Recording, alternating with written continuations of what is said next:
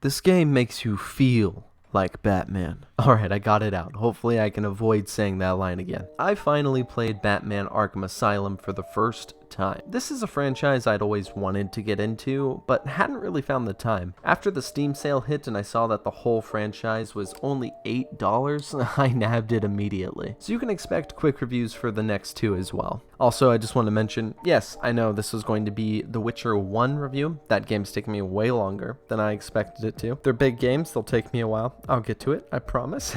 Alright. Now let's talk about what you can expect gameplay-wise from Batman Arkham Asylum. Arkham Asylum consists of cinematics stitched with puzzles and combat arenas like most games in this genre. Not to mention it has Mark Hamill as Joker, which cannot go understated. First, let's talk about the story. It's pretty damn good. The opening has this wonderful stress and ambiance to it, introducing each character naturally, not bogging us down with useless intros as if we don't know who they are. They know what we're here for, and that's Batman being a badass. Genuinely, in terms of the vibe, it nails that gothic noir that Batman has become, cementing Batman as a true force of nature, as well as world's greatest detective. Grantedly, his computer does most of the detective work, but it's hands-on just enough that it feels genuine. Not to mention, as you progress through the story, Batman's suit gets more and more ripped, not in like a muscular sense, but in a damaged sense, allowing this unique feeling of progression. You can tell where you are in the game just by the various nicks and scratches on his suit. It's the little details like this that make the game so good. Not to mention it vaguely reminds me of Bruce Willis's Die Hard, that feeling of being all alone in the whole of Gotham's safety resting on your shoulders. And that's a good thing to feel like. Now in terms of gameplay, it's punchy, solid, and goddamn satisfying when you land everything. But it can be incredibly frustrating. While the game looks damn good for how old it is, the responsiveness is a little dated. Sometimes it doesn't really feel like you're Batman, more like you're Robin after a 3-month bender. But most of the time it works just fine. There are a couple encounters that were incredibly frustrating, but you just had to push through them. I often found myself closing the game after getting annoyed and then turning it back on after cooling down. The puzzles are passable, not very difficult, but can be satisfying when you figure them out. The boss fights are fun and interesting and shake up the combat enough for the game to not all feel like it mixes together into an acid trip, even though it does feel like an acid trip sometimes. So,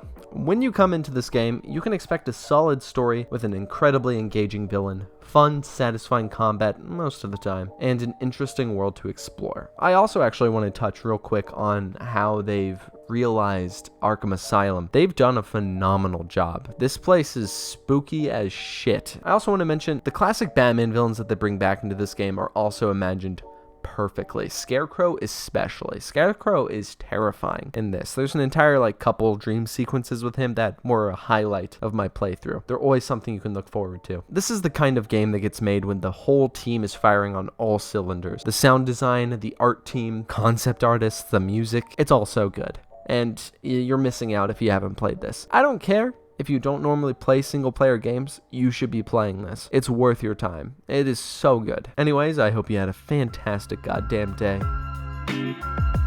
Stay safe and don't die.